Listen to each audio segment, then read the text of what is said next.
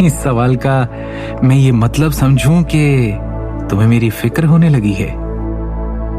दृष्टि ने झुंझलाकर शिवम को देख अपनी आंखें घुमाई। वो इस जन्म में नहीं होने वाला। मुझे फिक्र बस आज की एग्जीबिशन के लिए है। मेरा डिजाइन किया हुआ ज्वेलरी पीस तो चोरी हो गया। समझ नहीं आ रहा कि मेहमानों को इस स्थिति के बारे में कैसे समझाएंगे। दृष्टि ने और भी ज्यादा बेचैन होते हुए कहा, चिंता मत करो, मैंने कल रात ही मामला सुलझा लिया है। दृष्टि ने संदिग्ध नजरों से शिवम को देखा और पूछा, कैसे? नहीं, कैसे? मतलब किंग ऑफ द वर्ल्ड तुम्हें वापस मिल गया है? ये अनुमान तुम खुद क्यों नहीं लगाती? शिवम फिर मुस्कुराया। उनकी बातचीत के दौरान कार पहले ही रॉयल कमर्शियल प्लाजा पहुंच चुकी थी। प्लाजा के बीच में एक शानदार गगनचुंबी इमारत खड़ी थी जो लगभग स्वर्ग तक पहुंच गई थी। रॉयल कमर्शियल गगनचुंबी इमारत। आज वो दिन है जब नारंग ज्वेलरी ग्रुप आभूषण प्रदर्शनी की मेजबानी करेगा। उन्होंने देश के आभूषण उद्योग में विभिन्न कंपनियों के प्रतिनिधियों के साथ साथ दिल्ली शहर की अन्य प्रसिद्ध हस्तियों को भी आमंत्रित किया था। आयोजन के दौरान आभूषण उद्योग के 1 दर्जन से अधिक विशेषज्ञों ने भाग लिया था। वो सभी अब प्रदर्शनी में घूम रहे थे।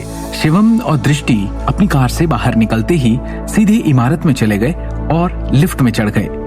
इस प्रदर्शनी को आयोजित करने के लिए नारंग ग्रुप ने 36वीं मंजिल पर व्यापार प्रदर्शनी हॉल आरक्षित किया था। कुछ देर बाद वो दोनों प्रदर्शनी हॉल में पहुंचे। हॉल बहुत भव्य था और सजावट स्वाभाविक रूप से शानदार थी। हॉल के अंदर और बाहर चलने वाले सभी मेहमान महंगे कपड़े पहने हुए थे। इनमें अनगिनत प्रभावशाली हस्तियां थी। अपने कैमरे पकड़े हुए पत्रकार स्वाभाविक रूप से बाहर खड़े थे और तस्वीरें ले रहे थे। ये सब देख दृष्टि की आंखें उत्साह से चमक उठी। ये वो दृश्य था जो वो सपने में देखा करती थी। ऐसे दिन, ऐसी जगह मौजूद होने का, ऐसे भव्य समारोह का हिस्सा बनने का उसे बचपन से इंतजार था। पर दुख इस बात का था कि उसका बनाया हुआ गहना तो इस प्रदर्शनी में आ ही नहीं रहा।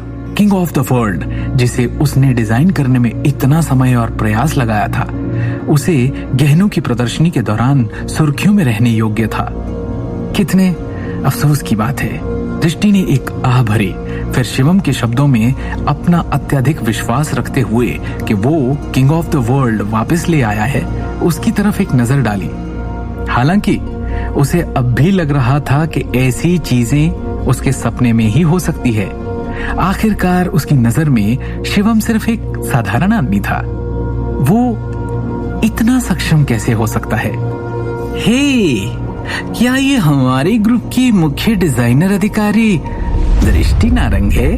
अचानक एक तेज महिला आवाज उनके कानों में चुभ गई।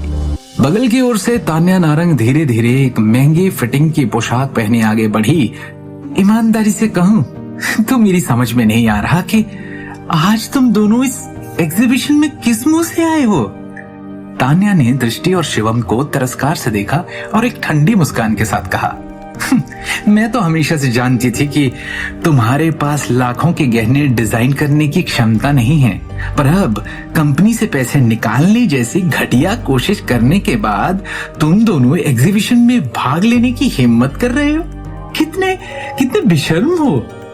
ओ, ये सही है, मैं भूल गई थी कि तुम दोनों ही गरीबी में जी रहे हो। ऐसा भव्य दृश्य पहले कभी नहीं देखा होगा ना?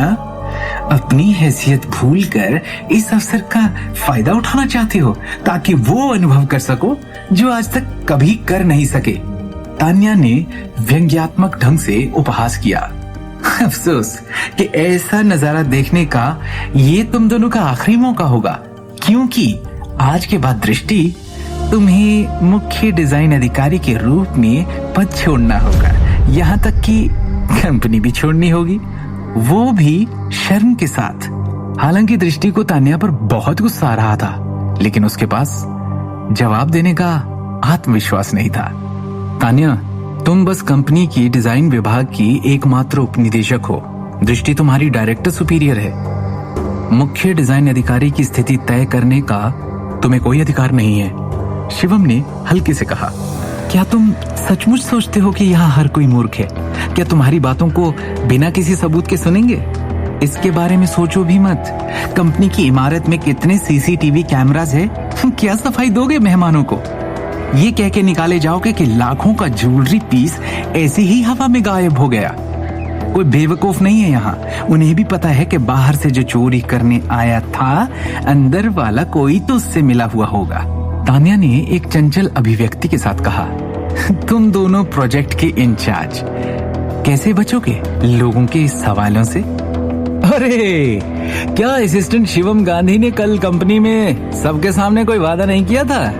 क्या उसने ये घोषणा नहीं की थी कि किंग ऑफ द वर्ल्ड निश्चित रूप से आज की प्रदर्शनी में दिखाई देगा? बड़े काबिल हैं असिस्टेंट शिवम, मिल ही गया होगा इन्हें चोरी किया हुआ किंग ऑफ द वर्ल्ड। कहाँ है? पॉकेट में? दर्श सिंघानिया अचानक बगल से गर्भ में चलता हुआ और शिवम का मजाक उड़ाते हुए आया। आगे की कहानी जानने के लिए देखिए अगला एपिसोड सिर्फ पॉकेट एफएम के यूट्यूब चैनल पर, और शिवम द हिडन वॉरियर के सारे एपिसोड्स को सुनने के लिए डिस्क्रिप्शन में दी लिंक से डाउनलोड करें पॉकेट एफएम ऐप।